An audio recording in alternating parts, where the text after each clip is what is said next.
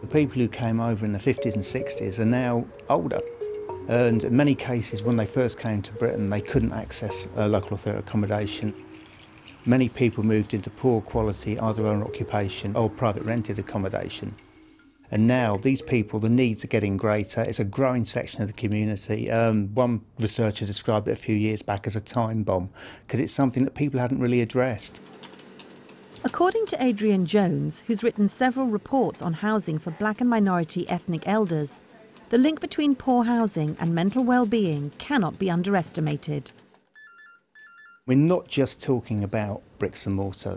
We're talking about people's quality of life. Housing is an absolutely crucial element. You know, shelter and food are the two basic things people need, and it can have a major impact on your mental health.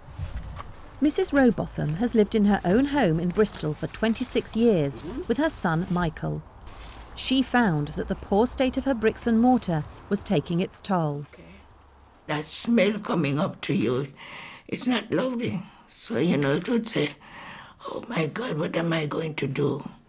Because it's wet, it's moldy, and so it would probably stress me out if I didn't get help. Level that out, please, ma'am. Yes, thank you.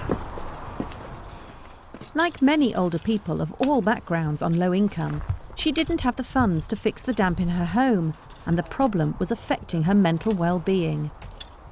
I think there can be real problems of actually addressing the close relationship between housing and mental health. Some service providers are better than others, and we are seeing people more becoming aware of, what do we need to do for these particular people. Individual people will have different needs, which is why we need a whole range of solutions, approaches to meet those needs.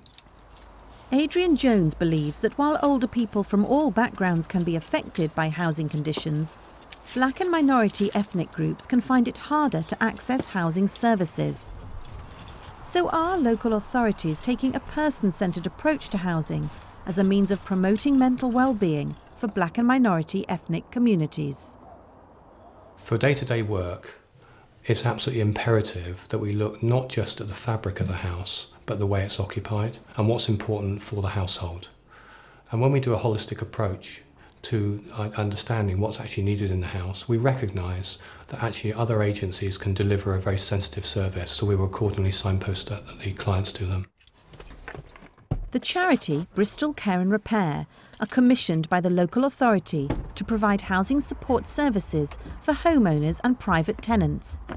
But they see their role as much wider than that. The conditions you're living in, it's absolutely vital to your health and your well-being. So if somebody's looking at a wall, for example, that's mouldy, it's not going to be helpful for their mental well-being. It's also maybe an embarrassment to them. They may sort of shy away from social contact because of that. The anxiety that's associated with a house that's in disrepair, sometimes quite small things, like a patch of damp's appeared. Where's the money going to come to pay for the work? That can really prey on their minds. Having an organisation such as Care and Repair, that people know that they can contact easily and it's always on hand to help, I think it takes away that worry. Mrs. Rowbotham is one of Bristol Care and Repair's clients. I think we have enough there. Okay, all right. Widowed 9 years ago, she cares for her son Michael, who has learning difficulties. Who's there? Oh, Mrs. Rowbotham, calling from Care and Repair. Yes. Can I see your ID, please? Oh, sure thing. Mrs. Rowbotham basically lives on her state pension, and she was struggling to cope with the maintenance of her house. The local authority fund the caseworkers and handymen at Bristol Care and Repair. Typically, the caseworker then helps access local grants and charity funding to carry out works. In Mrs. Rowbotham's case, they used this approach to take down a dangerous chimney and address damp. She suffers from asthma, so having mould spores circulating in her bedroom really isn't good for her. Having a dry and warm house will reduce the impact of these conditions. But one problem had a greater impact on Mrs. Rowbotham's mental health than any other. One day, I cried living tears because I could not come into the garage.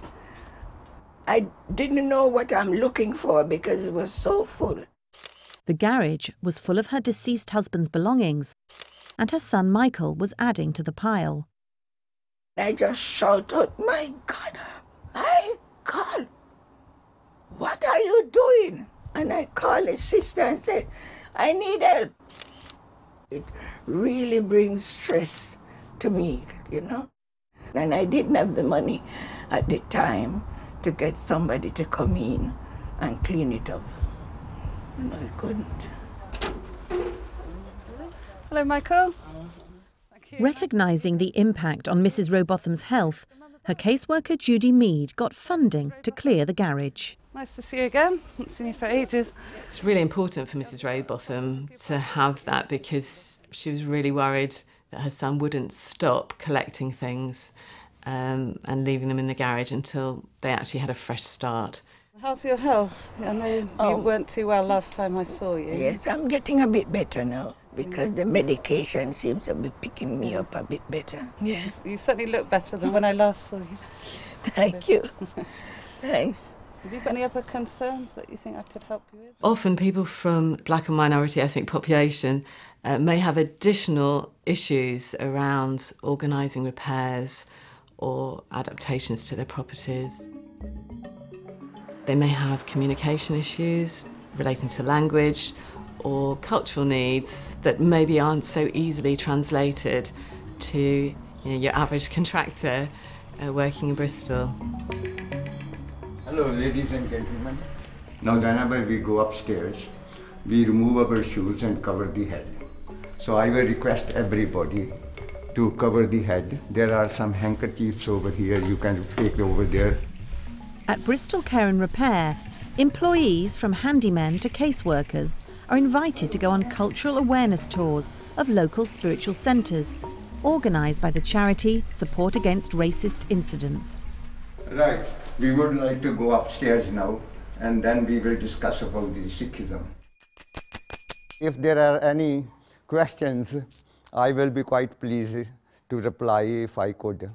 Do prayers take place over the book at any other time of day so that when we're visiting, it's better to avoid visits at certain times of day? Certainly. People who are baptized, there is a special program for them because in the morning they will have their shower. After that one, there is... To go into their homes dressed respectfully at an appropriate time of the day, to take my shoes off if that's the desire of the household. Just means that I can start to form a relationship with people which has sustainability, because I need to maybe work with people for a year, 2, 3 years. We recognise increasingly that once we go into a house, it's a workplace to us, but more importantly, it's a home to them. We take on board that we're there to do more than just deal with the property. We're there to help people. That's our mission statement. So if we can confer on the back of the work we do a positive outcome in terms of mental well-being and physical well-being in the case of the adaptation service, then everyone wins. As I said to you several times, So what does Mrs. Rowbotham feel about the service she's received? They are so gentle, kind, and loving people. They sit and they listen to you. And whatever you ask, if they can, it's been done.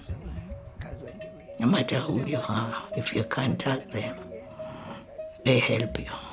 Yeah. So that's why I love them.